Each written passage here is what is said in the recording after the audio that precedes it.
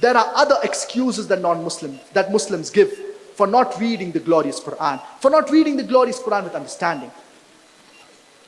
Many of the Muslims, they say that the glorious Quran, it is only meant to be read with understanding by the alims, by the scholars.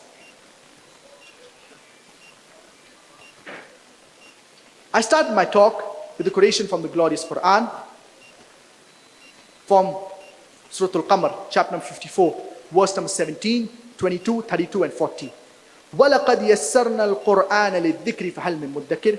And we have revealed, and we have made the Quran easy to understand and remember. Then is there any that will receive admonition? Allah subhanahu wa ta'ala, in this verse of the glorious Quran, He's saying that He has made the Quran easy to understand and to remember. And Allah subhanahu wa ta'ala also says in the glorious Quran, Surah Al-Baqarah, chapter number 2, verse number 242, that so that men will receive admonition, so that men will understand. Allah subhanahu wa ta'ala also says in the glorious Quran in Surah Al-Hijr, chapter number 15, verse number 1, Alif Lam Ra, Tilka ayatul kitab wa Quran mubin. This is the book, these are the verses of the Quran that make things clear to you.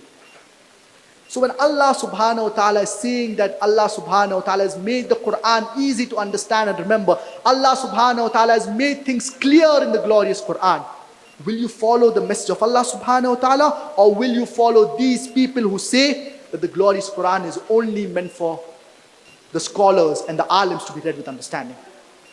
But naturally you will follow the message of Allah subhanahu wa ta'ala. So a person should read the glorious Quran with understanding. And if you do not understand certain things in the glorious Quran, what should you do?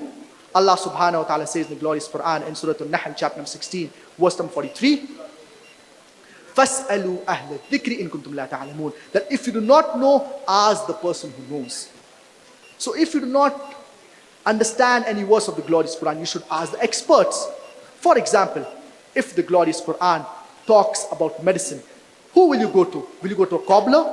Will you go to a barber? But naturally, no.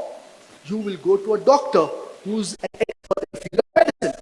If the glorious Quran talks about scientists, if the glorious Quran talks about science, who will you go to? Naturally, you will go to a scientist who's an expert in the field of science. If the glorious Quran talks, and if you want to understand the sabab al-nuzul of a verse of the glorious Quran, who will you go to? You will go to an alim, to a scholar who has probably studied in Darul Uloom, or who has done bachelor's or master's in an Islamic university in Saudi Arabia. You will go to an expert, to a mufassir, in order to understand the sabab al-nuzul of a particular verse.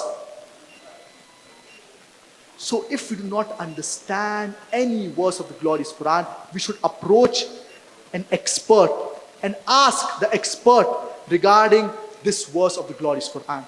But we should read the glorious Quran with understanding in order to understand the message of our Creator, Allah subhanahu wa ta'ala. So unfortunately, Muslims give several excuses for not reading the glorious Quran with understanding.